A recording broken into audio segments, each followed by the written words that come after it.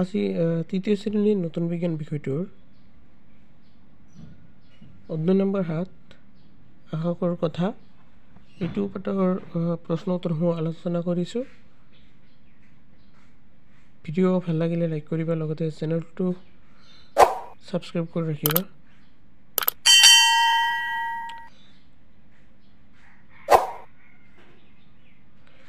এক নম্বৰ প্ৰশ্ন আছে, কৃষ্ণপক্ষ আৰু শুক্লপক্ষ কাক বোলে? উত্তৰটো হৈছে অমাৱস্যাৰ পৰা পূৰ্ণিমালৈ 15 দিনক শুক্লপক্ষ বোলে।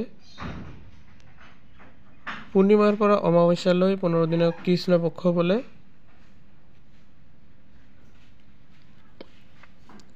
দুই নম্বৰ আছে, জোনৰ পোহৰৰ লগত সম্পৰ্ক থকা তিনিটা উৎসৱৰ নাম লিখা।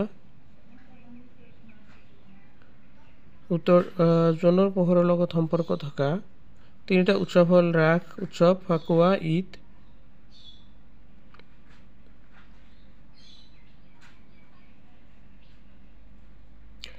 তিনি নম্বৰত আছে, সৌৰজগত কাক বোলে?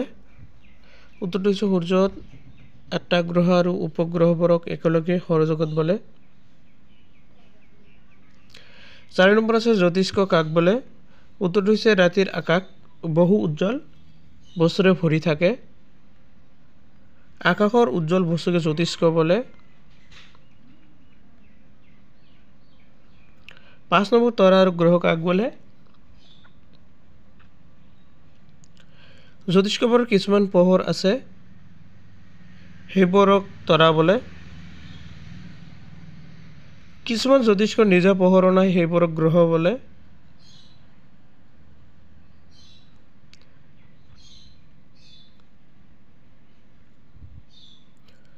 সৌৰজগতৰ নক্ষত্ৰ কোনটো আৰু গ্ৰহবোৰ কি কি?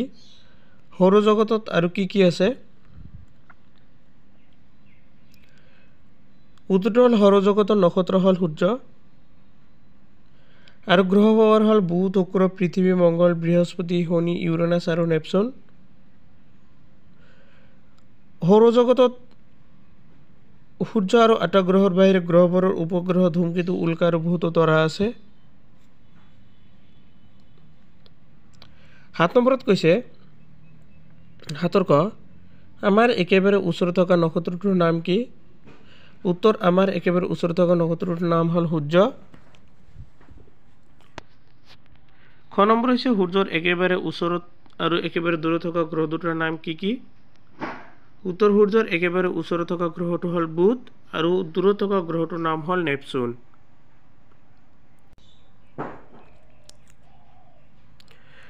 ঘ নম্বৰত আছে, সৌৰজগতৰ আটাইতকৈ সৰু আৰু আটাইতকৈ ডাঙৰ গ্ৰহ দুটাৰ নাম কি কি? উত্তৰ, সৌৰজগতৰ আটাইতকৈ সৰু গ্ৰহটোৰ নাম হ'ল বুধ আৰু আটাইতকৈ ডাঙৰ গ্ৰহটোৰ নাম হ'ল বৃহস্পতি। ঘ নম্বৰ, ৰাতিৰ আকাশত দেখা উপগ্ৰহটোৰ নাম কি? উত্তৰ, ৰাতিৰ আকাশত দেখা পোৱা উপগ্ৰহটোৰ নাম হ'ল চন্দ্ৰ। নম্বৰ হৈছে, ভোটা তৰা বুলিলে সৌৰজগতৰ কোনটো গ্ৰহক জনা যায়? উত্তৰ, ভোটা তৰা বুলিলে সৌৰজগতৰ শুক্ৰ গ্ৰহক জনা যায়।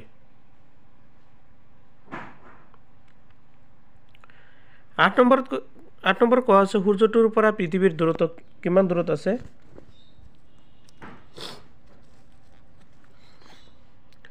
উত্তৰ হৈছে, সূৰ্যটো পৃথিৱীৰ পৰা প্ৰায় 15 কোটি কিলোমিটাৰ দূৰত আছে। খ নম্বৰ, সূৰ্যটো পৃথিৱীতকৈ কিমান গুণে ডাঙৰ? উত্তৰ, সূৰ্যটো পৃথিৱীতকৈ প্ৰায় 109 গুণে ডাঙৰ। গ নম্বৰত আছে, চন্দ্ৰত জীৱ কিয় জীয়াই থাকিব নোৱাৰে? উত্তৰটো হ'ল, চন্দ্ৰত বায়ু নাই, সেইবাবে চন্দ্ৰত জীৱ জীয়াই থাকিব নোৱাৰে। ঘ নম্বৰ, অমাৱস্যা কেতিয়া হয়? ৰাতি বেলিৰ চন্দ্ৰত পৰি ছিটিকি যায়, সেই পোহৰ পৃথিৱীত পৰে। ৰাতি আকাশত চন্দ্ৰ নোলালে পৃথিৱীত অন্ধকাৰ হয়, তাকে আমি অমাৱস্যা বুলি কওঁ। অমাৱস্যাৰ কিমান দিনৰ মূৰত পূৰ্ণিমা হয়? উত্তৰ, অমাৱস্যা 15 দিনৰ মূৰত কি হয়? পূৰ্ণিমা হয়। আজিৰ ভিডিঅ' এইখিনিলৈকে, আৰু ভিডিঅ'টো চোৱাৰ বাবে ধন্যবাদ জনাইছোঁ সকলোকে।